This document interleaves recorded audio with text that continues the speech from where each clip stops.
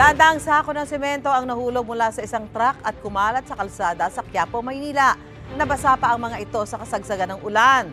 Live mula sa Maynila, may unang balita si James Agustin. James. Susan, good morning. Bago mag-alas 7 ngayong umaga na dumating yung mga tauhan ng Department of Engineering and Public Works ng Manila City Hall dito po sa Quezon Bridge at puspusan na yung sinasagawa nilang clearing operations para matanggal yung sako-sakong semento na nahulog mula dun sa truck na naaksidente kaninang hating gabi. Nagkalat ang sako-sako ng semento sa bahaging ito ng Quezon Bridge sa Maynila matapos mahulog mula sa 22-wheeler bago maghating gabi. Ayon sa truck driver, nagulat na lang siya nang biglang gumuho ang mga sako ng semento. Galing daw sila sa Bulacan at i-deliver sana mahigit sa 1,300 sako sa Cavite. Tingin niya umabot sa 3 hanggang 400 sako na hulog sa kalsada. Umakit po ako naguguho pong buo-buo po naguguho. Kaya po, ayan, nagkalat po sa daan. Dagdag sa problema nila nang bumuhos ang malakas na ulan kanina madaling araw. Dahil nabasa na, ipinamigay na lang ang mga sako ng semento sa ilang dumaraang motorista. Hindi po rin namin kaya yan, mataas po Kasi nabasa na? Oo, tsaka basa na rin po. Tinawag ko naman po kay boss na, hige ka, pakuha mo na eka. Ikinatuwa naman ito ng motorcycle rider na si Arnel na nabigyan ng isang sako ng semento. Para sa amin kasi yung ngayon mahal lang lahat ng mabilihan Saan nyo gagamitin? Para sa kanal. Sinasaayos? Opo. Kanya-kanya ring hakot ang mga residente sa kalapit na lugar. Si Roy 8 sako ang kinuha.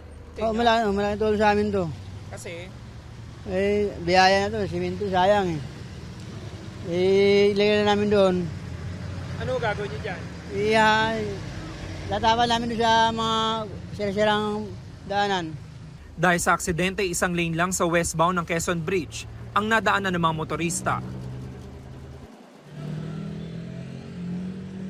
Samantala, Susan, ito nakikita nyo yung clearing operations na sinasagawa ngayon ng Department of Engineering and Public Works at marami-rami pa rin yung mga sako ng semento na kinakailangan nila na matanggal dito sa kalsada at winawalis na rin yung mga tumigas na semento dito sa gitang bahagi naman ng kalsada. Dahil dito po sa aksidente ay grabe yung traffic dito sa westbound lane. Para sa mga kapuso po natin, kung kayo po'y approaching ng Quezon Boulevard dito po sa may Quiapo Church ay talaga namang napakabigat ng traffic at usad pagong. Kanina pa po yan dahil isang lane na lamang ng kalsada yung nadaraanan pag-akyat nila dito mismo sa Quezon Bridge. Kaya abiso sa mga kapuso natin, kung makakahanap po sila ng alternatibong ruta at iwasan na muna ito, ay doon na muna sila dumaan. Dahil napakabigat po talaga ng traffic na patungo tong lane na to doon sa Manila City Hall. Yan ang unang balita mula rito sa Maynila. Ako po si James Agustin para sa GMA Integrated News.